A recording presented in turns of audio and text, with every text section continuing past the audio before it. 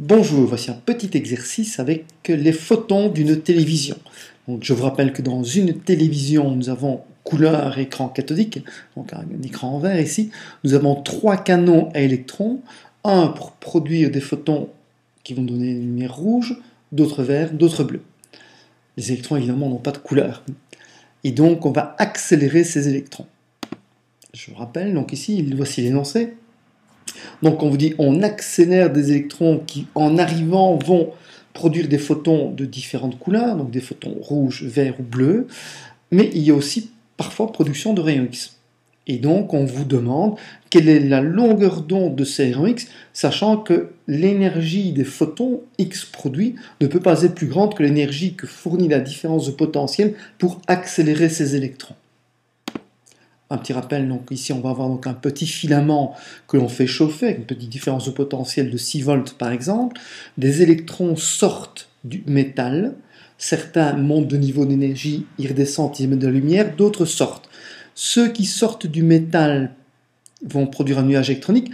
On va accélérer ce nuage électronique, ces électrons, aller d'une différence de potentiel de 20 000 volts. Donc 20 kV, et ces électrons vont venir buter sur un écran sur lequel on a collé une matière phosphorescente. C'est cette matière qui va produire donc les différents photons.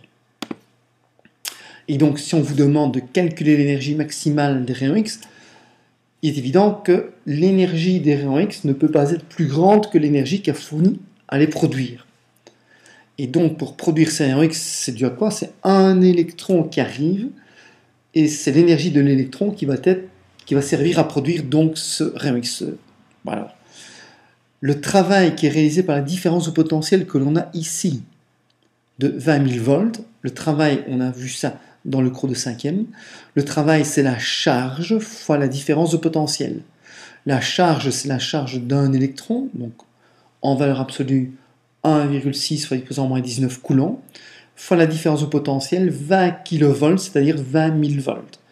On obtient 3,2 10 exposant moins 15 joules.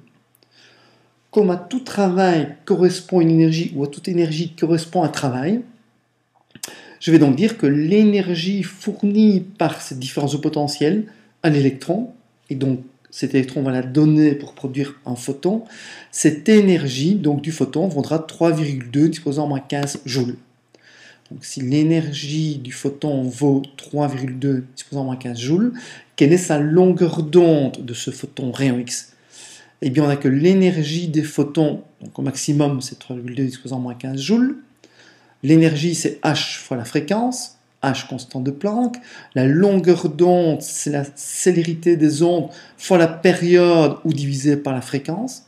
Donc, je vais remplacer nu par lambda, par C sur lambda. Donc, c'est ce qu'on en a fait ici. Si on remplace donc la longueur d'onde, ce sera H. H, c'est 6,62 disposant moins 34, constante de Planck, à connaître. C, c'est la vitesse de la lumière, 300 000 km par seconde, que l'on met en mètres par seconde. Donc 3,10 exposant 8 mètres par seconde. L'énergie ici, l'énergie, c'est l'énergie d'un photon. Et donc, c'est l'énergie, donc 3,2 exposant moins 15. Donc on obtient une longueur d'onde donc de 6,2 disposant moins 11 mètres.